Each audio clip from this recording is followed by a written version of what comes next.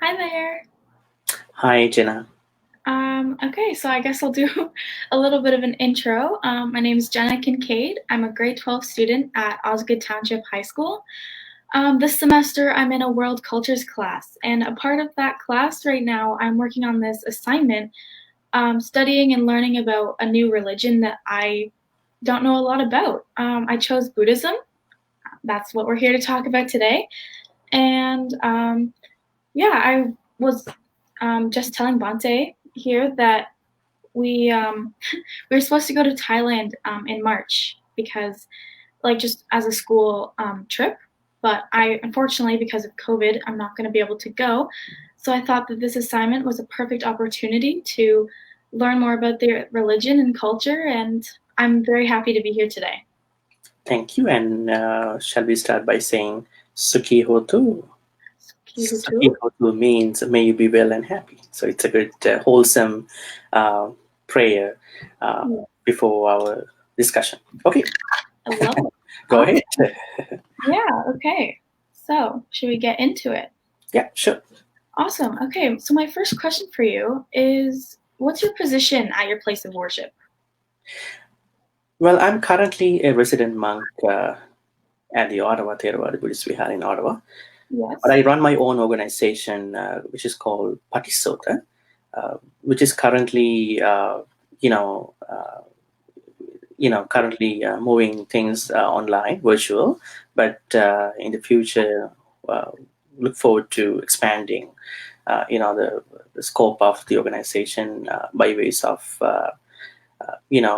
Dhamma activities as well as humanitarian activities as well. So, Awesome. That's great. Um, so how were you first introduced to Buddhism? Like, has it always been a part of your family? well, I became a Buddhist monk when I was 12. I was barely 12. That's My I have actually great lineage from my mom's side uh, to monks. Actually, my how do I say? My uncle is a monk. Uh, my great grandfather is a monk. So we have this lineage in a certain way. okay. So uh, because my family used to go to temples, and I became familiar with the temples environment, and later on I became interested in becoming a monk because I could read two books uh, borrowed from the temple by my grandma. It's about happiness of lay life, happiness of monastic. So I, even at that kind of an early age, I could sort of understand, not in a kind of a deeper level, but I could understand basic things about happiness. So I think that is what triggered me to seek for ordination, and then I became a monk. So I think my family background and then my interest that came up by reading those books made me uh, kind of a Buddhist monk. So that I Right. have this lineage thing too. Okay, that's great. How can you tell me like how does that connection work? Like how do you I want to use the right terminology here. I'm sorry if I don't. The like how do you become a monk? Okay, there's a formal procedure in becoming a monk, simply because Okay. you need to become a monk. The senior monks do not ordain you. They want you to sort of like spend a probationary time as being a layperson, and they check your, uh, you know, uh, um, check your skills in terms of recitation, reading books, memorizing, Pali, Sanskrit are kind of like uh, textual languages of the Buddhist canon. So after having a thorough investigation, examination about uh, you know, uh, the person who want to be a monk, and they decide that this is the perfect time that we can ordinate this particular boy or a man, and also they check other things, some requirements in becoming a monk. If you found guilty of any crime, if there are a lot of things that they check. So after doing that particular investigation or examination, they check your knowledge, they check how you're gonna carry on your duties as a small novice monk, and then they decide to Okay. ordain you. Oh, wow. Okay. That's terrific. Okay, this may be a little bit of a given, but obviously meditation is a huge part of your practice, correct? It is. Yeah. How does that work? Is there a specific time of day, or I'm just just curious about how it all goes Okay. down? So, yeah, it's a great question. Meditation plays the bigger part of our monastic life, even not even in the monastic life, but also in a lay life of a Buddhist. Now, we do meditate for two reasons. One reason is to calm us down. We want to be calm because on a daily basis we struggle, we get caught up in emotions and what do you call, uh, automatization. Like we naturally react to people and events. So one thing is to calm us down. Mm-hmm. That's what we see as one of the main outcomes of meditation. The second thing is to liberate us. So normally a lay person becomes a monk to liberate. So liberate means we understand in Buddhism that everything is what you call dissatisfaction. You end up with any pleasure with a dissatisfaction perspective. So in order to understand that dissatisfaction at basic level as well as the deepest level, we need to meditate. So there are two main purposes. So in my life, what I incorporate meditation is into two aspects. One is to calm me down. On the other hand, to liberate myself from that larger, bigger perspective. So I do meditations like loving kindness meditation, breath meditation, depending on the situation. So I try to manage myself, become a better person in terms of handling myself. That's great. That's so beautiful. Wow. Do you do that every day? Is that like a daily? I do meditate every day. Okay.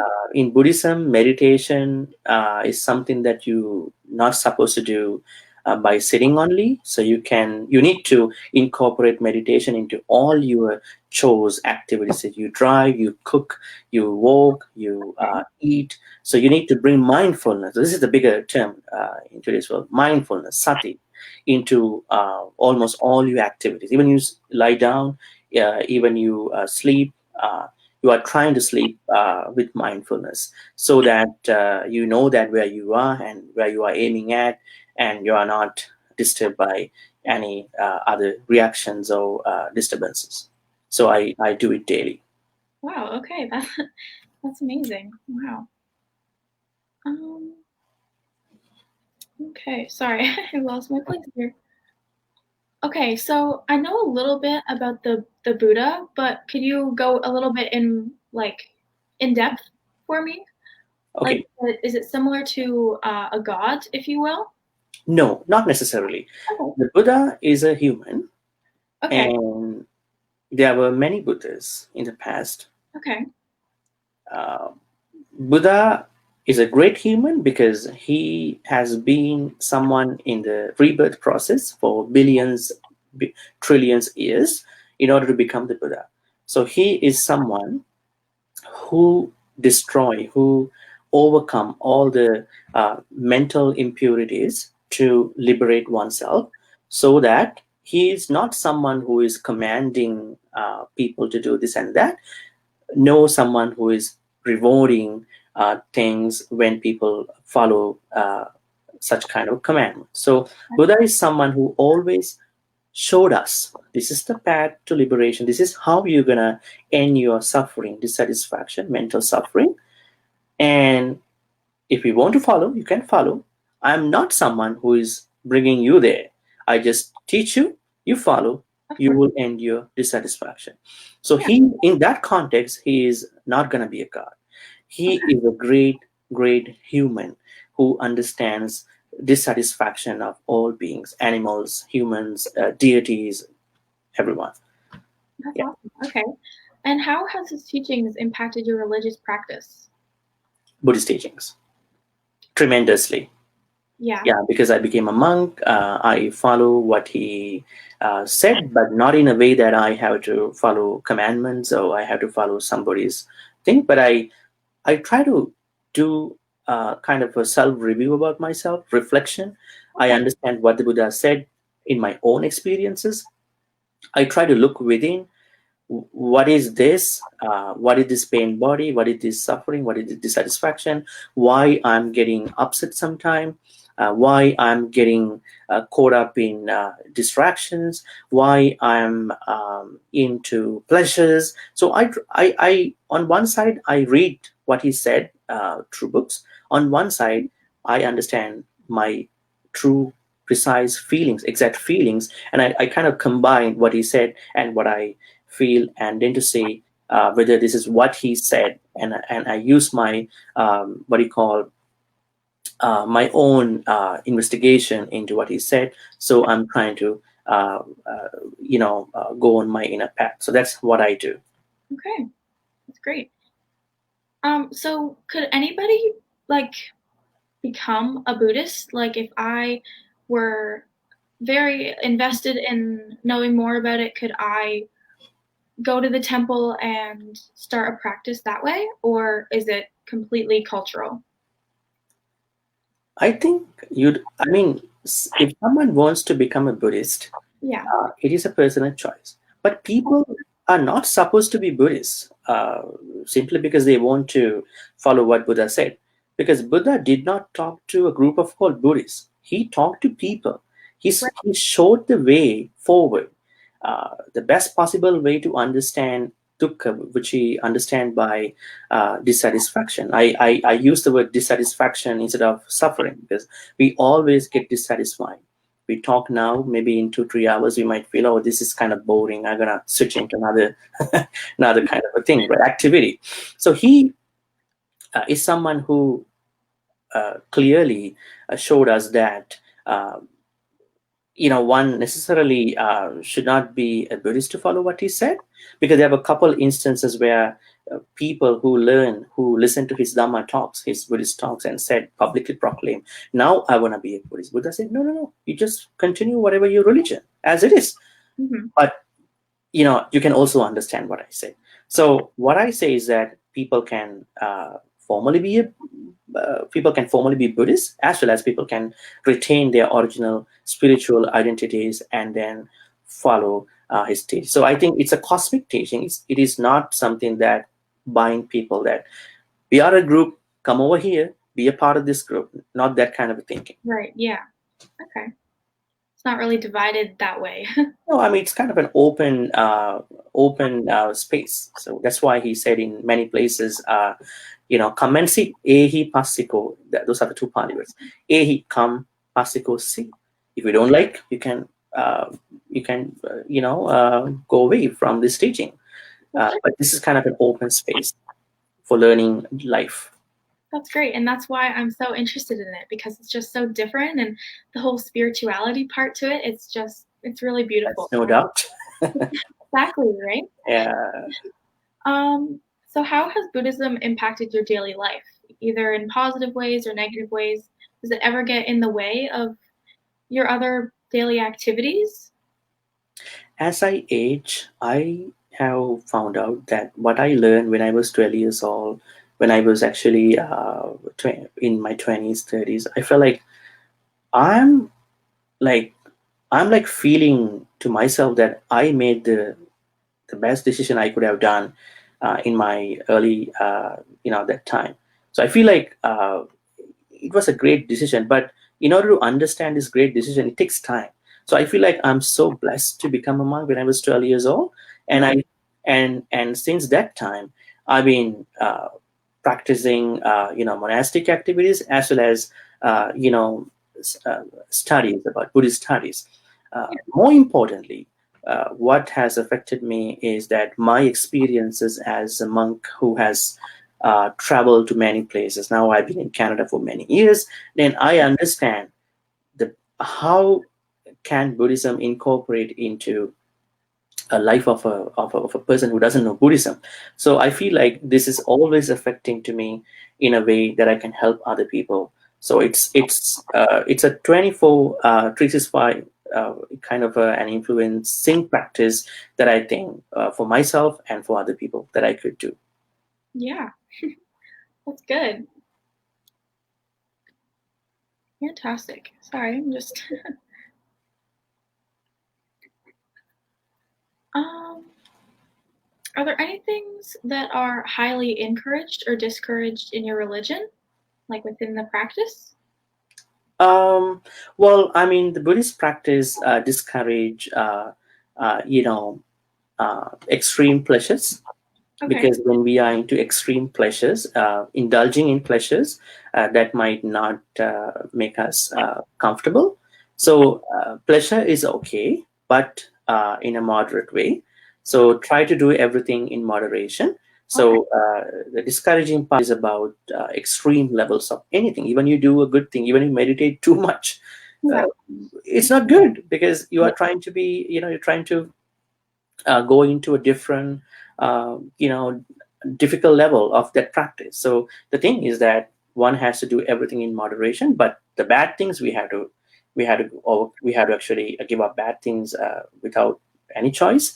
But when it comes to good things, we have to keep us, balance. You have to balance up all the time. Okay.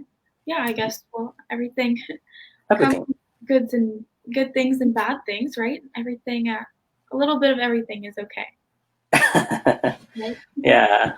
Yeah. Okay, this is a little bit more of a personal question, but have you ever faced discrimination at your place of worship or just because of your religion? I have not, to my knowledge, I guess. Discrimination, because I've been living with Sri Lankan communities for the most part, I didn't feel so.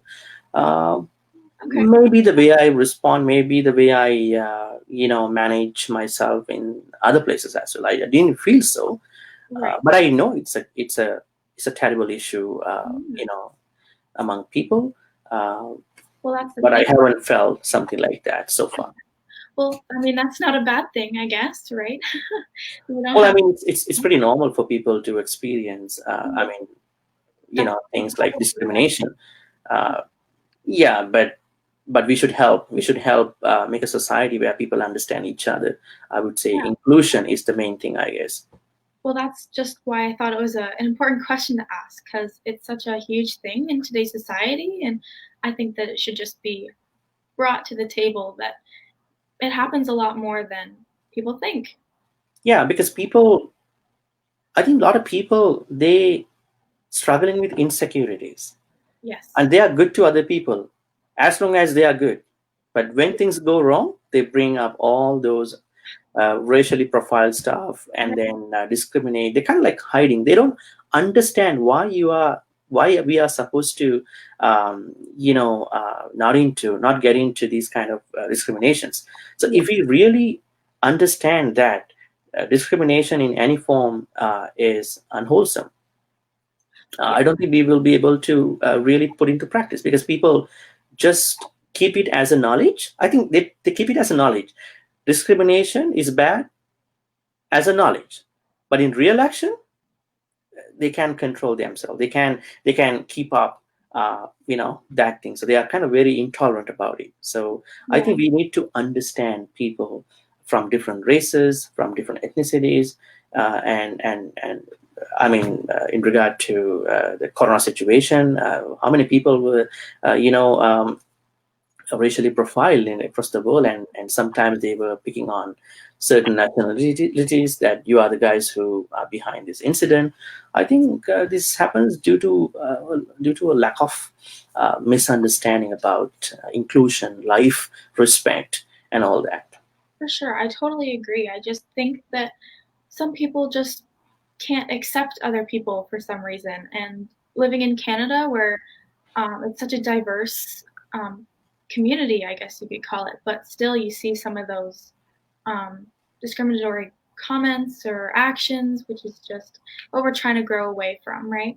Yeah, oftentimes they keep it as a knowledge, and when they really encounter such a person, such an incident, they they blow up, and they can't control themselves. Yeah, I think this education and what do you call, the norms and perceptions, how to go as far as these people can understand this issue. Yeah, and that's why I'm very grateful for this class that I'm in, because I feel like I'm growing as a person, and with culture and religion, I really didn't know a lot about it before, and that's why I'm very excited to be here to learn more about it. And I feel You're like, studying really well about it, and I hope that you can bring this knowledge to people as a practice.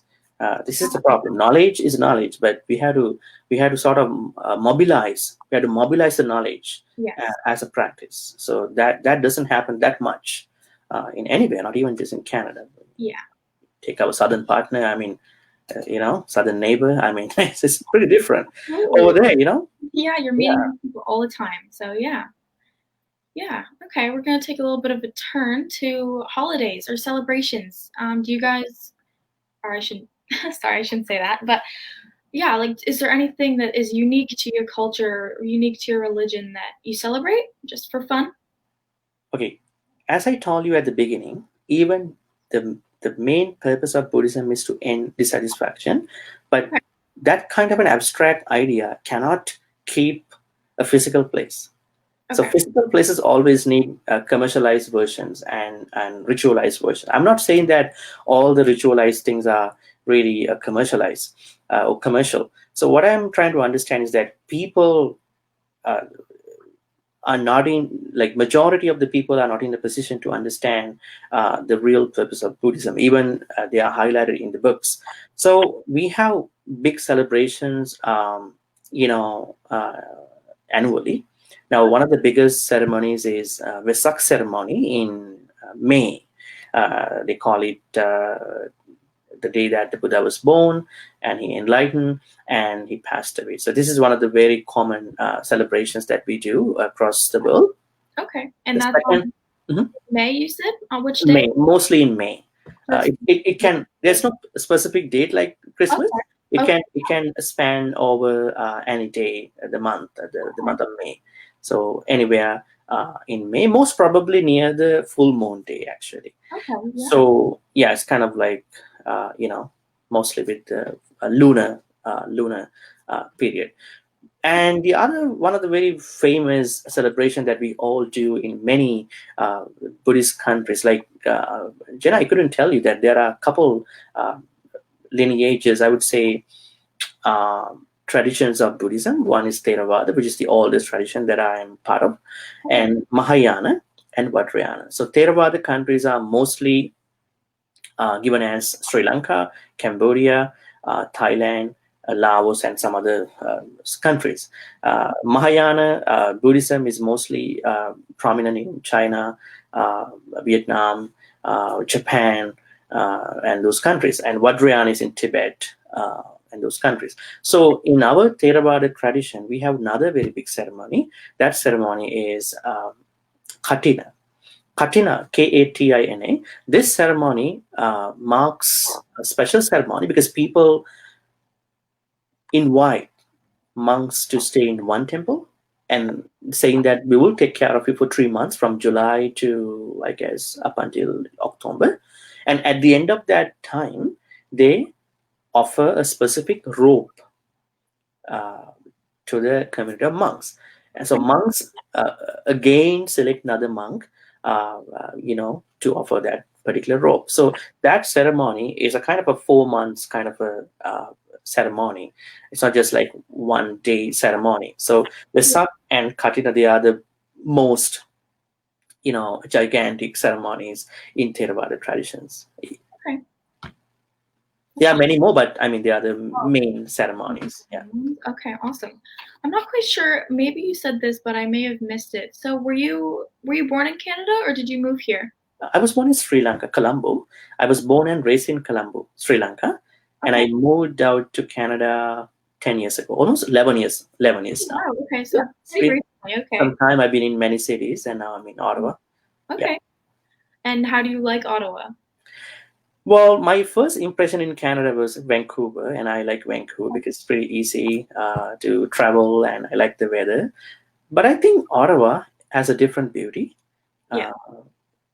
I don't want to actually compare this city to another city, but But I like where am I now, and I think that Ottawa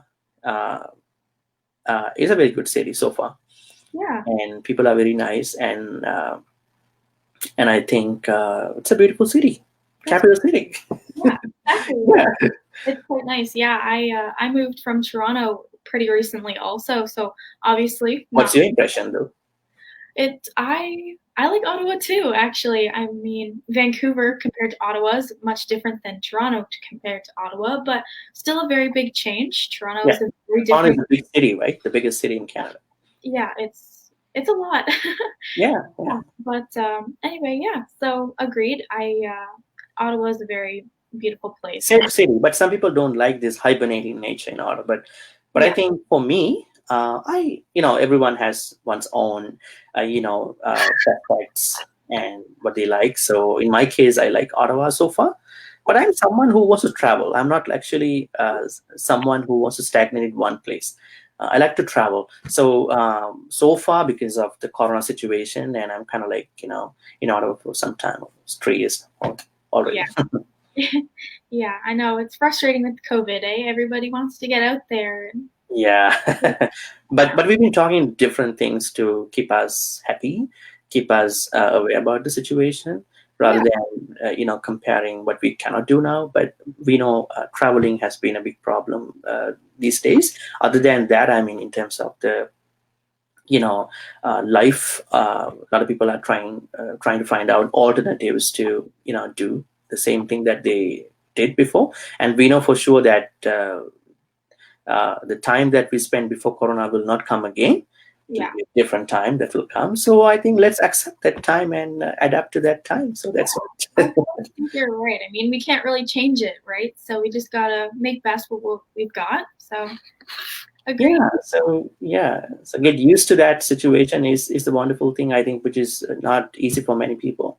Yeah, I mean, Yeah, I think that everything happens for a reason, right? So everything happens for a reason.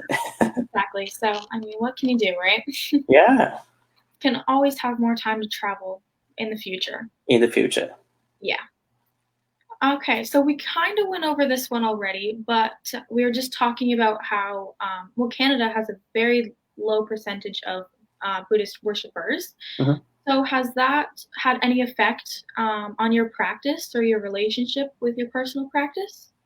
Due to Corona situation, or Or like just Canada, like I guess where you're from originally has a lot more worshippers, correct? yeah, Moving to Canada, did that have an impact on you where there were less people in the community?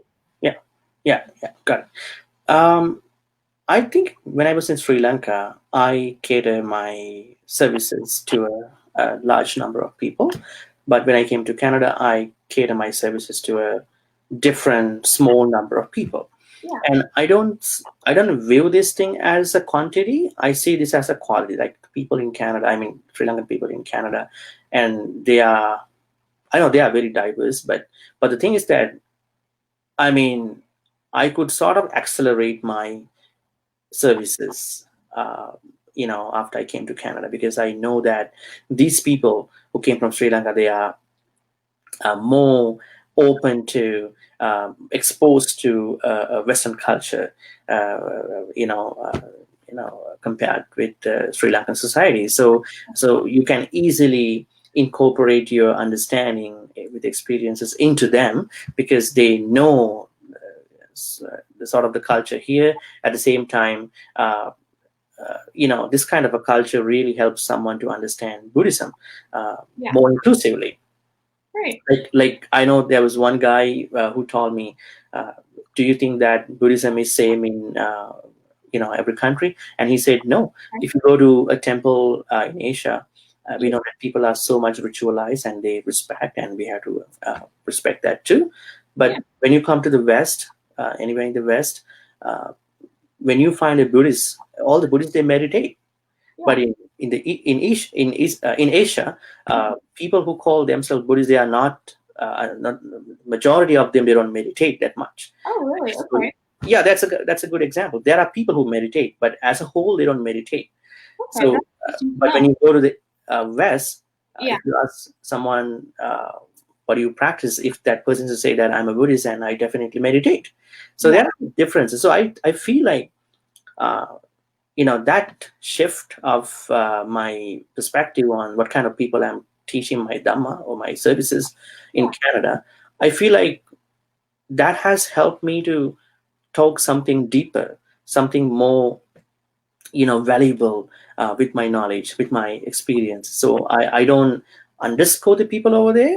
I do what I can when I was there, but when I came here, I have a different kind of, you know, uh, high-minded, I guess, people. So it's pretty easy for me. I mean, the majority, most of them, the kind of circle I know. So I felt like I'm kind of like developing my services for those people here. So I don't think it's a problem, but it may be a small number compared to where I was before. Yeah, well, I never really thought that, I guess, that it could be different, just on different parts of the world, right? That even though you're practicing the same religion, that depending on where you are, it can definitely change, right? Yeah, especially the mindfulness practice in today's world. Yeah. Yeah, so Buddhism, for many Westerners, they think it's meditation, I mean, which is good, because in Asia, people are struggling in many kinds, especially the Buddhists, they are struggling with some basic needs, and they mostly keep it as a ritualistic practice, which is okay, no harm. But they are not in a position like in the West. I think the basic needs are met in many countries, so they are not that much worried about physical comforts. Okay. But there are good people too out there. I mean, not Yeah. good people. I mean, people who have an emphasis on meditation. So, but as a whole, I feel like the emphasis of the Western Buddhists is meditation, but the kind of the emphasis of the Buddhists in Asia, they have different perspectives. So we have to understand these two differently. Right. Yeah. So I created my services to both of these. Now I've been continuously catering my services to these people being in Canada at the moment. That's great. Well, it's definitely helping you learn and grow still, I bet, right? I've been growing in many things. Every day, right? Oh, you learn something new every day. Yeah. Yeah, that kind of surprises me actually. I thought that meditation would have been a lot more popular out in Asia, but okay, that's interesting to Not know. as a popular practice. It is a practice, but some But people not do, but okay, not as a whole popularized practice in many. right. People think if you go to meditate, you want to end suffering, which is a high goal to many. They think meditation is something we're gonna do when we are not comfortable in earning more money and physical comforts. Right. That's what many people feel over there. But there are new traditions coming up nowadays, and they try to do a change. I hope that they will too. But as a whole, the Western Buddhists, they are more into meditation, Okay. but they are not on the other side more ritualistic. Okay. That's another difference, because the way that the way that they look into any matter is more materialistic, but there are different sides too. Okay. Mm-hmm. I had a question in mind, and I'm so sorry that I forgot it. Okay, I'll let you know if it No comes worries. back to me, but that's okay. For now, we can move on, and I'll let you know if it comes back. So, do you have children? Oh, monks are not allowed to marry. Okay. Oh, my goodness. No problem. That's okay. No harm. And I think the audience will understand that you are certainly an honest learner. That's okay. I feel So monks and nuns, they celebrate. Sorry, they practice celibacy, and it's okay. No problem. okay. Now you knew. Well, there you go, right? That's just part of it. I apologize for that. Not a And problem. now that you say that, I was even told that before I came here, and I apologize. Anyways, okay, so besides that point, is it important to you or important to your culture that carrying on the practice of Buddhism to like younger generations, is that an important part? It is. Now, in many Theravada temples in the West, I mean, I think you asked the question from both aspects, Eastern and Western. I think in many temples, even in the West or in the East, they specifically design programs like Sunday school for Okay. children. So Yeah. every Sunday they have a school. Now most of the schools go online on Zoom or something like an interface, and then they teach Dhamma to them. But I think that they have to sort of revamp the contents of that teaching, because in the West, I think the students, especially the Buddhist students who come from their parental lineages, Yeah. they need to learn something that is more appropriate to their cultures, Yeah. because mostly the culture that is attached in the Buddhist text is Eastern.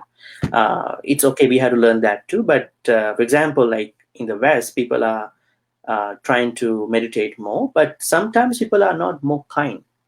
Okay. People are not practicing kindness. I Yeah. mean, not in the way people are not people are generous. People are generous here, but if you take a look at the number of people who commit suicide, the people who shoot other people, and we feel like it's a big problem. People don't care about the life, the value of the life of other people. Yeah. So I think if we can teach kindness, self-compassion, um, loving kindness, the value of the life of every being, not even oneself, but also everyone's life, with those Buddhist teachings, because of course we can teach. There are a bunch of teachings in Buddhism about compassion, kindness, because Buddha says you can kill, you can't attack anyone, regardless of any condition. So that if we could incorporate these things into our learning, uh, you know, materials, teaching materials, I hope that the Buddhist children in the West can learn a lot. Also in Asia, I think Okay. the kind of the books that they teach, they are kind of very old fashioned. So uh, they need to understand how better we can present Buddhism to them. Not just learning the Buddha's life, not only just learning what happened in India that time, but what did Buddha tell us? What did Buddha teach us in terms of life?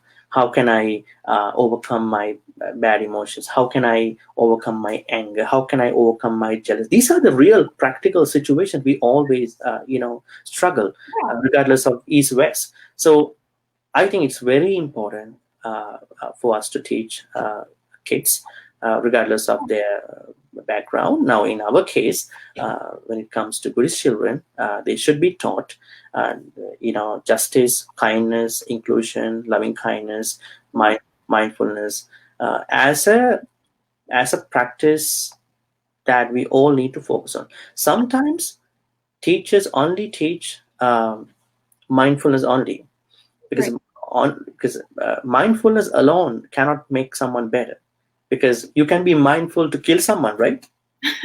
Now that's very Right, true. why Yeah. not? Oh So yeah. mindfulness is something that you should do with wisdom. So in that wisdom, a part of that wisdom is compassion. So you're going to practice the both hand in hand. You are mindful. Why you are mindful? Because you need to be wise.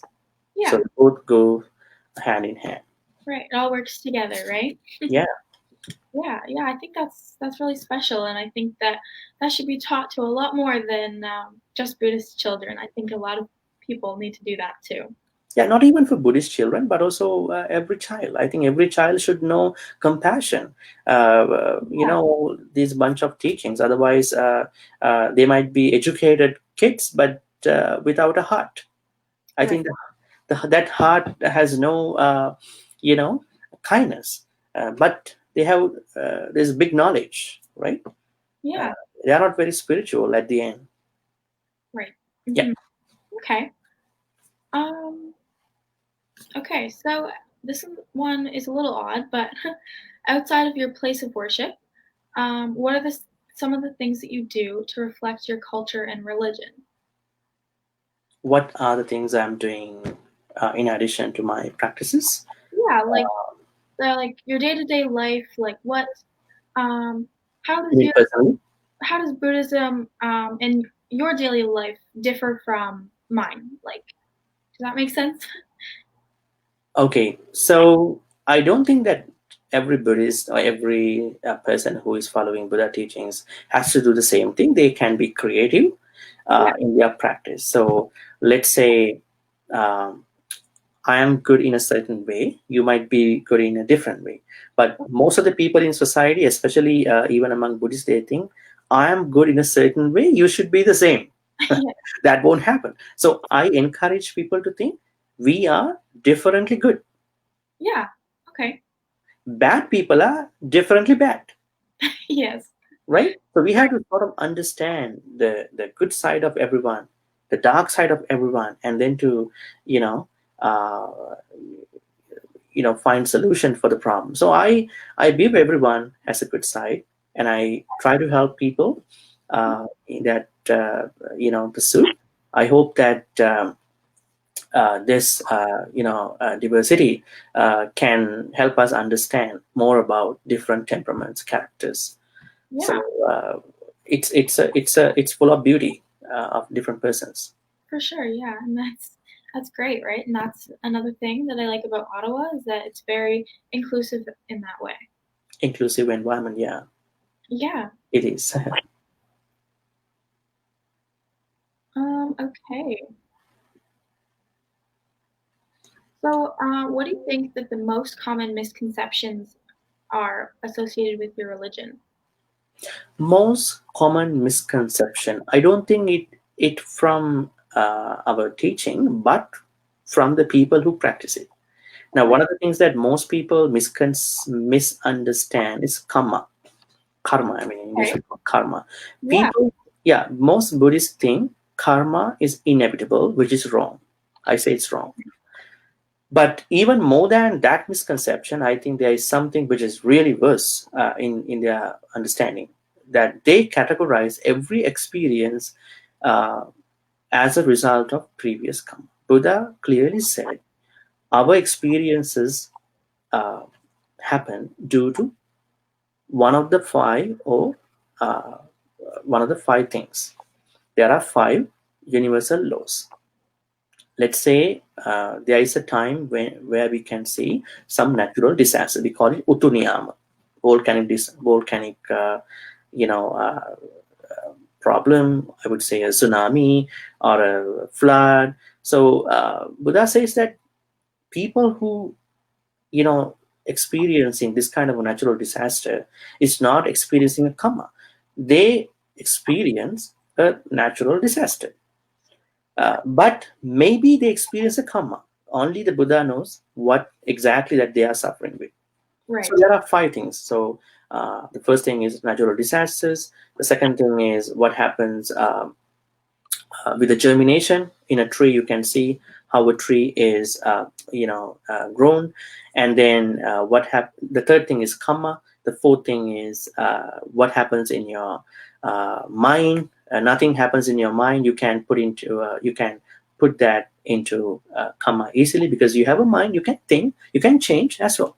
And the fifth thing is things that happen to all of us. We all are born, we spend some time, we getting old, we die one day. So these are not results of karma. We all supposed to be so. Yeah. So Buddha asks us to think experience that we are having now as consequences of five things. It could be the karma, it could not be the karma. So we cannot exactly brand it as karma. So why don't we have an open mind to understand this misconception? Because a lot of people think everything is coming from karma. No, some can come from karma, maybe the most, but not the whole thing. So Right. that's one of the misconceptions that all have. Okay. The first misconception, as I told you, is that people think they can neutralize bad karma. No, you can neutralize your bad karma by doing a lot of good karma. Yeah. So the more you do good karma, the lower you can have the experiences of the outcomes of the repercussions of the bad karma you did in the past. Yeah. Okay. But it does not something someone has to think that I can do a bad thing and I can neutralize it. It's not that way. Uh, Okay. I mean, I'm talking to people who always regret about their past evil actions. Okay.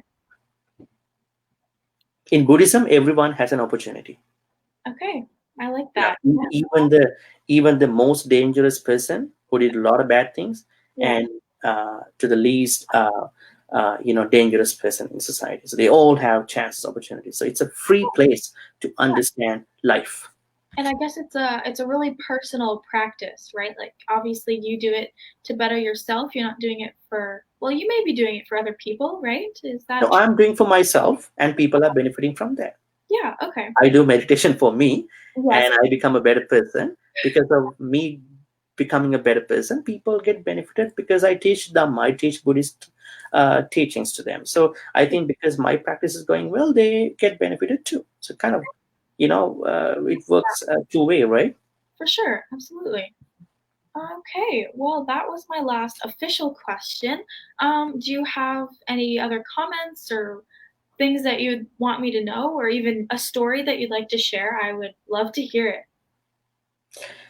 Okay, so I think I wanted to share with you something which is interesting for you to, wrap this up.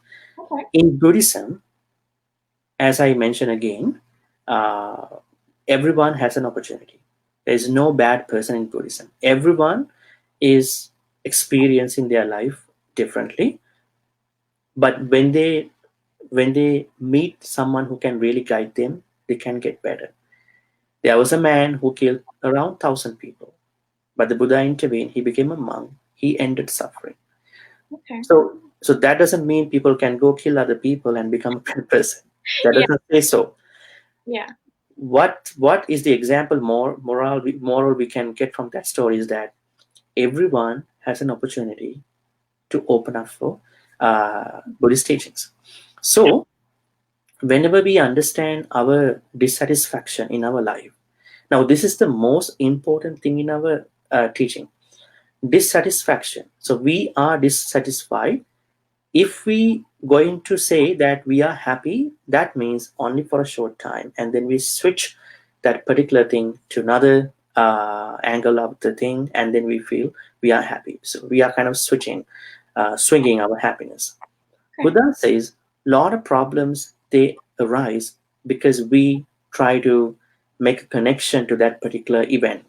For example, there was an incident that happened to the Buddha. One businessman came to the Buddha. He was really angry because his wife and children they were meditating with the Buddha, and then he came straight to the Buddha in front of a huge assembly and then spat on him Oh, three four times, that's and the true. Buddha didn't say anything.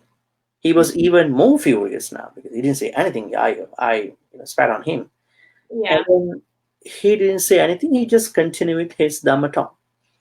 Okay. And Well, that night, the businessman was really having a bad time. He couldn't sleep because I spat on someone, this particular monk, but he didn't say anything. Nothing happened because of my spitting. And then he went back on the following day at the same time. And then he apologized from the Buddha. Uh, I spat on him, and the Buddha said, "You didn't spit on me. I don't know. You didn't spit on me." And then he reminded him, "I came yesterday at the same time. I spat on you 3 times, and I said something. I went back." And the Buddha said, "The person you spat on is not available anymore because that was previous me. That previous me is not available anymore." wow. I like It's that. very interesting. So then you spat on somebody that is not even existing. If I find that person, I will tell you apology. Okay. He's not available. He was really, really in tears. So, Wow. in Yeah. terms of our personal suffering, and this person blamed me, he cheated on me, she cheated on me, they didn't care me, we have a lot of resentments. Right. Buddha said there are 3 ways why people are resentful. People did this bad thing to me. People didn't do these good things to me, the second cause of resentment, and people didn't do enough for me. I care you a lot, but you didn't care me that much. And Buddha said, this is where people are trying to make a lot of toxic feelings, which are called resentment. And the Buddha said, you need to forgive yourself. Yeah. If you do not forgive yourself, then what will happen is that that particular person you did the bad thing. The person who did the bad thing to you is gonna be someone who is controlling you as a slave, because you become a slave of that person. You wake up by thinking of that person. You eat Right. with thinking that person. You drive by thinking that person. Not even that. You sleep, you wake up, and most importantly, you die by thinking that person. You are a slave to that person. That person might not even think about you. Yeah. So the Buddha said Absolutely. you need Yeah. to forgive yourself. Now, a lot of people think when they forgive other people, they Yeah. are people who are getting the benefit. No, actually, you are forgiving yourself. You are healing yourself. Yeah. And moving on, right? Whenever you are healed, uh, uh, everything is okay. So this is one of the good stories for us. So you need to deconstruct the event from you. Okay. This person blamed me yesterday. I mean, there are people who blame us differently. If we did a bad thing, we have to apologize. But if Yeah. you are suffering a lot from someone, a group of people, but if you can stay safe, then the mentality you should develop is that you need to deconstruct you from that particular bad event. So you don't think this happened to not this didn't happen to me. This happened to my previous me. So that previous me is not existing anymore.